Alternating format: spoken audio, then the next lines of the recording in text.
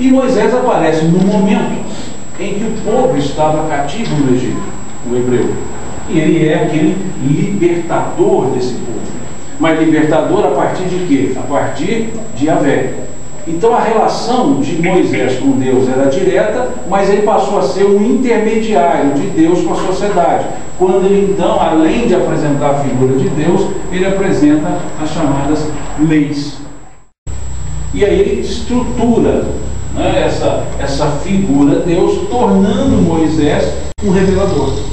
Abraão, um patriarca, o pai, é o primeiro de ter toda a geração, por isso que o nome chama-se Abraão, né, que é pai de uma multidão. Ele se chamava Abrão, que era pai de um povo, e a esposa Saara, que significava estéril, daí o deserto de Saara, ou seja, sem vida. E ela então, quando se engravida, para os padrões da época novinha, devia ter uns 90 anos, ela se engravida e aí passa a se chamar Sara. Já não é mais Saara, a sem vida. E Abrão passa a se chamar Abraão, que Abrão significa pai de um povo.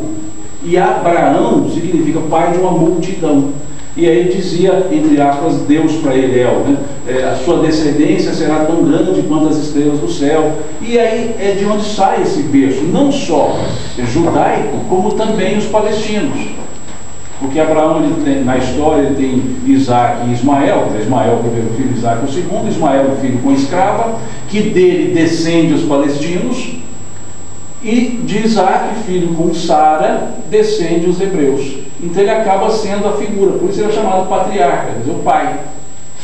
É o elemento principal no sentido da genealogia desses povos.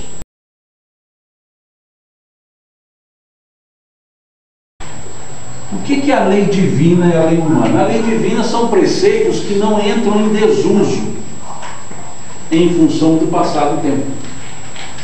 Porque, vindo de Deus, e nós já vimos depois, sendo Deus imutável, as suas leis não podem ser mutáveis. Porque Ele é imutável e tudo que Ele cria tem que ser imutável. Então as leis que derivam de Deus, que nós chamamos de leis naturais ou divinas, são leis imutáveis. E as leis humanas são aquelas leis revestidas de caráter divino para a época, aplicáveis a um dado momento.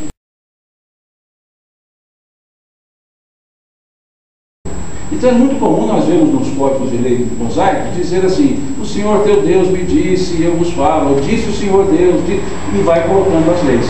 Como é essa a pena de talião? Veja, a pena de talião é uma lei, né, característica mosaica, não diria mosaica, ela já vem do código de Hammurabi.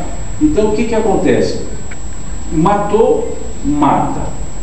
Feriu, fere, olho por olho, dente por dente, talião, tal e qual, né? Tal qual feito vai ser feito. Mas ela entra em contradição com uma das leis do Decálogo, quando diz não matarás.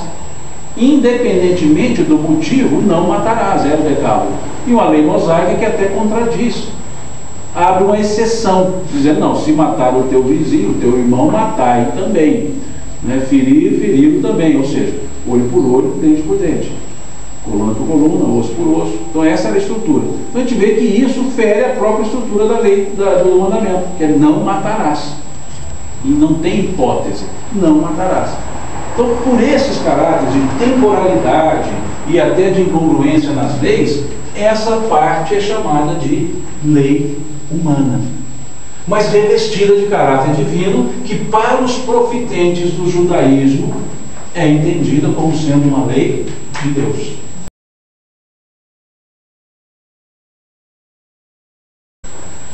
Depois de Moisés, nós tivemos uma outra revelação calçada em Jesus.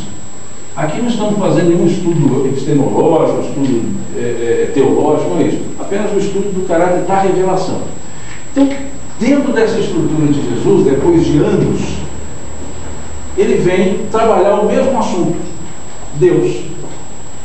Mas ele já apresenta a figura de Deus como um termo, né, hebraico, Abba, que significa pai. Então já não é mais o Deus juiz, o Deus justiceiro, que era o Deus de Moisés. já é um Deus que Jesus chama de Pai. E ele até num diálogo com as pessoas, ele reforça essa ideia quando ele diz: quem de vocês, pais, que se um filho lhes pedirem um pão, darão uma pedra? Se os seus filhos lhe pedirem um peixe, darão uma serpente? Se vocês, que são homens maus, fazem boas coisas aos seus filhos, quanto mais não fará Deus aos seus, sendo Ele toda bondade? Ou seja, se nós somos capenga, cuidando bem dos filhos, por que Deus não vai cuidar bem dos filhos dele? Se Ele é a bondade. Então ali ele já derruba essa figura do Deus exclusivista, do Deus punitivo, e passa a chamar Deus de amoroso.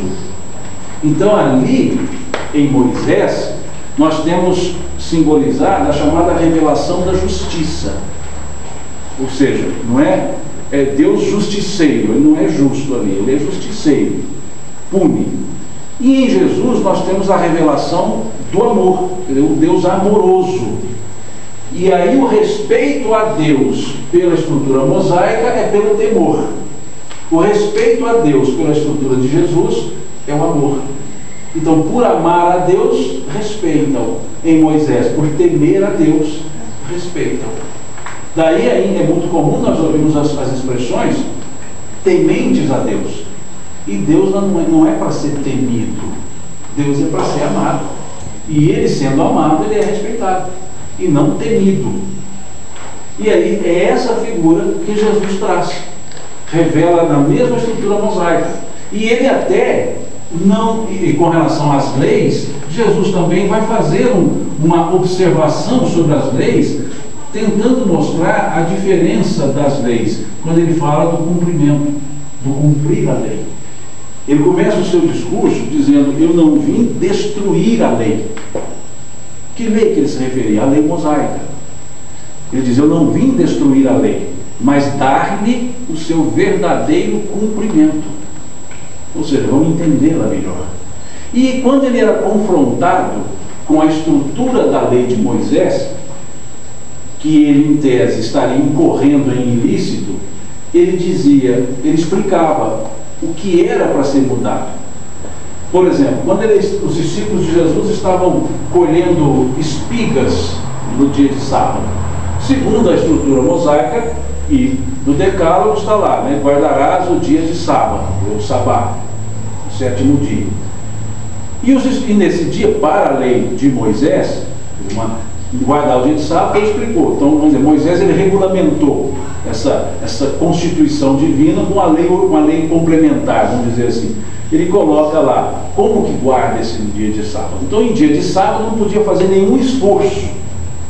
Você poderia fazer coisas pequenas, mas nunca um esforço. Por isso aquela pessoa que foi curada por Jesus, que saiu carregando o leito, ela foi repreendida porque estava carregando o leito. Um paralítico levanta, pega teu leito e anda.